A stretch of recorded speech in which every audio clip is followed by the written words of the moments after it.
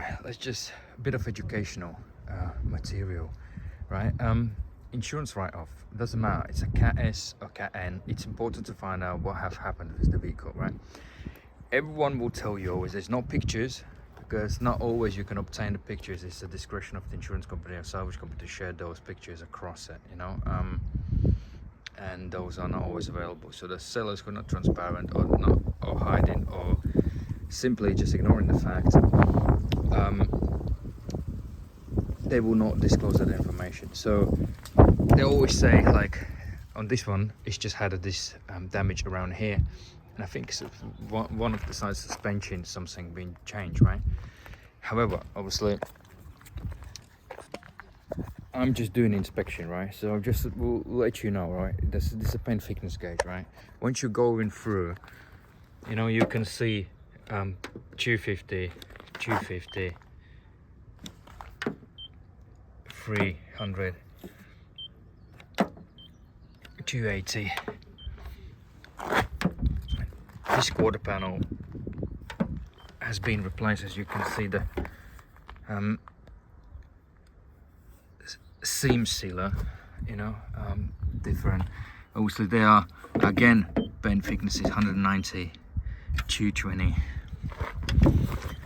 253, 339, 270. There was 400 somewhere.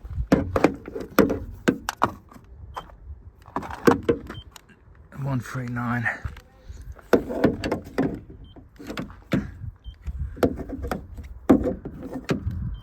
So obviously we have fillers used. You always have sort of marks. These areas are normally about 80, 100, you know. And then obviously once you go through the vehicle, 220, 220, 230, 300. This section has excessive fillers used around. This one reads 1.5 millimeters, so it doesn't read here. It's 800 so there was 1000. So it had excessive damage around here and fillers used. So basically, once I go through everything, you know, it just says it had just that side, right? The reality is 270, 259, 239, 300, right? So basically, whole this vehicle has been re-sprayed apart from the bonnet, boot lid, wings had some 180, a respray or the blending done on that side. This wing is okay, but however, so this is just basically whole vehicle has been resprayed, right? It's hard to see, but there are various blisters, or that is underside corrosion, but to me it looks like it's a lifted up paint, you know, if you can say it. So there's several areas around here, and those blisters on the doors and on that side, they are present, you know. This is what you're gonna get, you know. Visually it looks okay, you know. If you want to drive this vehicle like that, obviously it's up to you, you know. We don't recommend them, you know, because there's no value. I will go obviously through this one, see if there is if there's anything else I can find, you know, which is worrying, you know. Obviously don't expect those repairs will never be done to manufacturer standards, nor to insurance standards, because I always say, look, the bodywork is as expensive as the engine rebuild or gearbox rebuild, you know. So don't just assume it's just the metal panels, you know. And obviously you can see the finish around here is a seam sealer, you know. As expensive, like I said, and this is the reason why they're writing off, to redo things to the good standard. It will cost a lot of money, you know. So whoever buys it, they are normally 50% cheaper.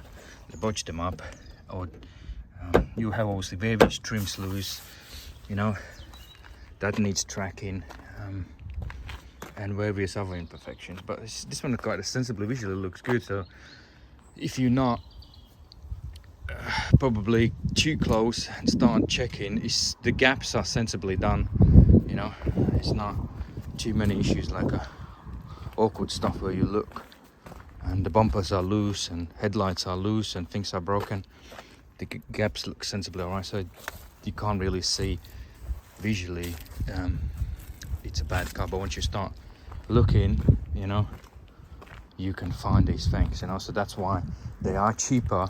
There's a reason why they're much cheaper, and like I said, we normally don't recommend them because they come with loads of surprises. They're classified as substandard cars. There can be something also removed, reprogrammed, you know, there's various things can be missing, you know. So there's no really value buying one, you know, because you might have a hassle from the insurance company, you know, insuring you, or might ask in engineer's reports, you know, and if you do step on a complete terrible one, the engineer's report will not pass and you're not going to get insured, you know. You'll get stuck to it. So just to be aware of. Basically, so far what I did, I can see, I mean, they are still obviously original spot welds from the factory, so they haven't changed anything here. So they have basically straightened something out here on this valance part section, and also the quarter panel has been replaced so far. So let me dig deeper if there's anything more serious. So I'm just digging deeper. So remove obviously those plastic trims. Obviously here again everything is factory spot welds, and over here everything is as I wanted to see from sort of factory. There's no sort of damage, so they, as I seen it and said it before, it was just a quarter panel replacement on this side. So far I haven't went underside, haven't been those are in place, and they have the same dates on it. So it looks like the seatbelts haven't blasted, the airbag system didn't activate it to me so far. Yeah, let me go deeper. So checking this side again, the numbers are the same on the seatbelt latches, not the latches but the mechanism itself, and factory spot welds, and nothing is being messed about, you know. Obviously they hit somewhere, you can see obviously again Cat S, you always have resprays and all the finish will never be done to the good standard, you know. So when more likely hit something, car twisted and hit something on the other side, you know. That's life, I guess, you know.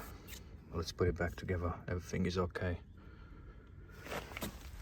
Check the front as well, read it, paint thicknesses on a chassis element, you know. They normally will be like 60 to 80, 50 to sort of 90, or some cars 100. So everything, all the seam sealers are even on the factories, like on some Fiats and some other French or cars which are sort of assembled in Turkey or Slovenia or somewhere else. They got shitty seam sealer all over the place. This one is not that bad, you know. Visually, from the bodywork and everything, structural, I'm satisfied, structurally sound. So I will still obviously go underside, and any nasty things, surprises, I will see it from underside. So obviously also includes diagnostic scans. You know, there are some faults in a occupant restaurant system, so we'll check it. So the mileages are correct. Oh, not most modern cars. You can scan and get the VIN numbers and see if the mileages and subsystems are correct. So it's just getting harder to wind the mileages down, you know, because if you plug it sensible diagnostic scan and diagnostic equipment, it will come up, you know. So as some other cars like this one, they need access to the internet to read the system, so like you need a subscription on the scanner. So again, if you're using something, not on all of them, it's like Fiat, all the Chrysler group, you know, has that issue, McLaren has that issue, some Mercedes, Volvo has that, so some of them are a bit complicated. So otherwise it might read some faults, but not be able to access some information, you know. It's pretty limited. McLaren would not read at all. Jeeps would not read at all, and Alfa Romeo, because there's a different adapter to kind of, that's quite secure, so you can't read anything much from the EOBD. You have to unplug one module and plug the diagnostic connector in. So obviously this is what we do in a diagnostic scan, you know, checking when the last time fault's been cleared, what's the distance traveled since fault's cleared, you know. So a good indication when somebody's trying to dodgy something around, you know, that's not always a good sign. When the faults are cleared and there's 0 traveled or 6 kilometers or wherever, you know, something's hiding. So straight questions, why, any proof, any invoice why the fault's been cleared, you know, any repairs. So especially worrying on a hybrids or electric cars. So let me continue doing my job, just giving you an idea how things looking from the backgrounds. I don't do those videos of all the process because it is very stressful. You're limited in the time, because it's not like you're dealing with your car and you can spend the whole day. So I don't do videos. Any videos you see, those are real reports to the customer, which are added on a premium inspection for the customer to view, and then they see the rest of the report, and then they can call back once the inspection is completed. So it is highly stressful environment. So anything you see, it's done on a job. There's nothing made up like people do I don't do videos for to make you laugh or make you entertained. They might be sometimes boring, dull wind noises. I'm sorry about that. I don't really, if it happens like that, at least you understand. It's not like I don't care. It's just you can't create a production, something where if you make a mistake, you know, you're screwed. There's thousands of things to look at, you know. Attention to detail is paramount, you know. So talking while you're in a job, you know what's going to happen if you talk on a job and don't pay attention to what you need to do, especially where you need to concentrate 100%, 200%. Where the car could be cloned, you know, there could be VIN number issues, you know. It's not just the tick box exercise as people imagine, you know, on a pre-purchase inspection. So it's a tough life, you know. Everyone hates you, seller hates you. Sometimes customers hate you because they don't understand the expectations and things like that, you know, on a certain issues, you know. As you can't, it's like on a Cat S, it's just a substandard car. You can't pay attention to all the little stupid stuff which are not relevant, you know. It's just you have to have a reasonable understanding. So it is hard game, you know. You can't please always everyone, you know. Because like say if it's a substandard car or old car, there will be so many things, it's impossible to mention everything, you know. So just to get your expectations back for the age and mileages, you know. So whoever you're watching the video, you know, there are certain things, like this is substandard car, there will be some substandard issues which is consistent with the substandard vehicle, you know. It's not going to make a difference as long as it's not dangerous, you know. But coming back to diagnostics, so I do 2 diagnostic scans. So I read the faults, then I obviously save the faults on initial scan. So I do analyze and see which are more paramount and dangerous faults, or sometimes confusing. I do a research, dig in what it potentially sort of could be, just to pinpoint. Sometimes something innocent looks super expensive, so take the pictures of those faults, you know. Then I delete them, you know, and obviously you can see it, you know, then as a customer, or the seller to send a shareable link to the seller after the inspection to negotiate what needs to be fixed, you know, some low time pressures. There's something referred to service telematics module. Not worry about that too much. You know, there's some key stored oil pressure out of range, camshaft on retard disabled stored. That's a bit worrying. So yeah, we'll clear them after the rotors, do another scan, you know, see what's happening, and take it from there. It has service done. It's got part of the service issue in this one. Service is due June this year. So oil was reasonably clean. It's not knocking on anything like that. So something we'll research later. I hope that gives you kind of a bit of idea what's going on. Yeah, coming back to these faults. So when I do have something confusing, what I always do before I clear them, I go in a live data, you know. So as you can see, obviously DPF operations pressures, you know. This is obviously petrol.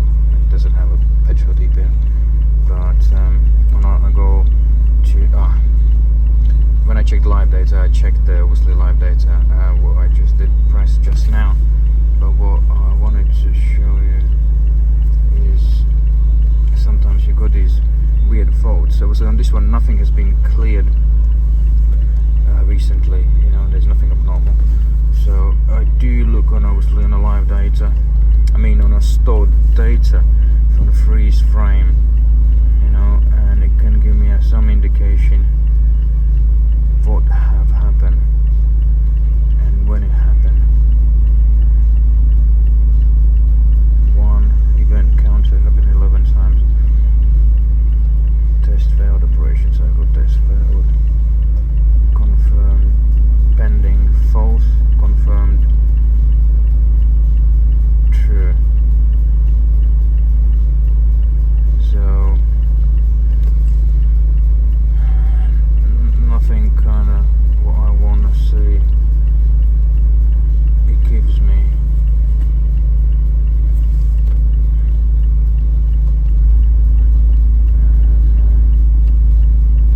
This gas well happened 16 times.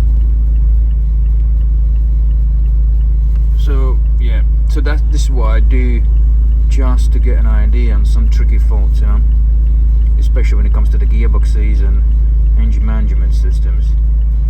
And then obviously I clear them, and yeah, then the car normally idles for 30 to sometimes 50 minutes, and then it's a road test, and then after the road test another scan. So it's a quite tough inspection the car have to go through, you know. So it idles, it gets hot, so if there are head gasket issues or cooling system or pressurizing, you know, normally 9 of the 10 times something gonna flag up, you know, where there is something sort of wrong, and it will come out, you know, fault come up on the hard road test, or cooling system issues, you know, or anything, something dodgy, you know. It always sort of happens. Drivability issues, you know, everything gets hot properly, you know, or it always sort of comes up, you know. Rarely you sort of miss things, you know. It's there's plenty of time, you know, to stress the car, you know, or stress the seller's mind, you know, see what they're saying. Does it match what they're saying? Is the reality, you know? As you noticed, I cleared the faults. They still haven't cleared, right? Obviously, in most cars, you have to, because the engine was running, you have to switch engine off, and then you need to clear the faults with engine off and ignition on, you know, otherwise it doesn't clear the fault. So yeah, so now I'm ready to do what I need to do, and then we'll do after the rotors, do another scan and see what's going on. Hi, my name is Clutch Inspector Dale. Let's just jump through on this above 8-year-old Fiat, right? Also, you've got a fair wear and tear across the interior, noticeable, obviously. Very fine aging. If we go regards to bodywork, let's go up. It is obviously insurance write-off, and however, visually all the gaps are fine for the insurance write-off. Obviously, you will have some slightly loose plastics imperfections. In regards to body defects, chipped edges, they are, because it's white and it reflects and it's dusty, it's hard to see, especially in sunlight, but you will have these blisters. It's, to me, I don't think it's a corrosion. I think it's a lift up paint, you know. So you've got several areas around here. It is hard to see, you know. You can see the repairs on it. So basically, it's structurally sound car right now, has it been repaired, and it wasn't such a very significant structural damage. So the repairs was those panels on the inside here, on this side, and this quarter panel. However, whole vehicle is resprayed apart from this wing, this and that.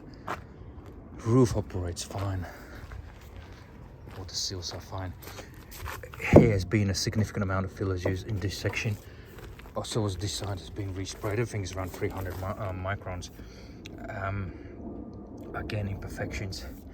It's been blended on this wing. There's a bumper damage, over polished marks, everything so far. There's a damage of the grille, not the bumper, and everything around engine bay is fine, tidy. Some marks on this alloy, they are fine. The alloy wheels, you will see obviously insurance write-off imperfections. There will be few, but however, looking on this particular example, it's quite sensible. You know, you will, like I said, you have some rust marks. You can see the seam sealer is not as on this side, so repairs, marks, but at least it's been repaired, right? How can I say, it's not manufacturer standard, it's not a industry standard professional bodywork repair, but it is I mean, it's done, it's satisfactory, right? But obviously repair quality is not good enough, but it's done. Sensible respray, but fits insurance write-off standard, you know, I would say. So I'm gonna go for the road test now. There was some worrying faults regards to oil pressure. We'll check it. Service is due on this one in June this year. It's part of the service history. Have to be done every year. I think there's only 3 services in a stamped book, some invoices. Regards to your mentioned valve, it's seized, it doesn't do anything, it's open to me.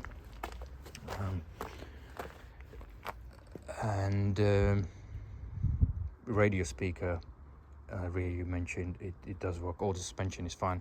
There's some fair wear and tear on the open and top arms, on the top wishbone, and some ferrules got surface corrosions, but everything on the side is quite I would say for 8-year-olds it's very good, you know. So yeah, gonna go for the road test. Anything else, if I will have any concerns, I will report this in a report, you know. As you will see in the pictures, this side doesn't have overspray marks. That side has, and obviously you'll have oversprays around the bumpers, you know, and then you got oversprays around here, you know. It's always classic. There's a ding in it, and you will have some surface corrosion as those the doors being removed for the repairs, you know. And as well, you will see these blisters, you know, on this section as well, in several areas, and a driver's side door. I completed this inspection. The vehicle drives and performs in good manner. However, there is a very fine audible sort of knock can be noticed intermittently when you go for the potholes from the rear left. There also could be some plastic, right, or could be something to do with the shock. It's fine, but it is noticeable. Regards to faults, there are various sort of weird things. There's nothing abnormal. The oil pressure, again, I think there's nothing abnormal. However, it can be to do with software updates, which are overlooked problems, as there are some bulletins regards to certain issues. So there's a high pressure system issue. Again, communication issues needs further investigation. More likely one of the sensors are packed up or something that something again, you know, I'm just guessing at the moment. There's nothing sort of serious, but it could turn out something serious, you know. Let's just put it, if you want to sort these small issues out, there's also the code for the classic thing as on a Mazda's, right, as this is sort of Mazda really. Change the batteries, clear the fault, and see if it comes back. If not, one of the transmitters are faulty, you know. There might be software updates required, again, as there's no main dealer service history. There's certain things can be overlooked too. So yeah, however, there are certain issues with that diagnostic, but there's nothing abnormal, you know. But like I said, if you would decide to resolve it, it will cost you money. Let's say it's various systems, various issues. It could be up to £500, you know. Just an idea, you know. But it happens, guys. If you have any questions, just feel free, just give me a call.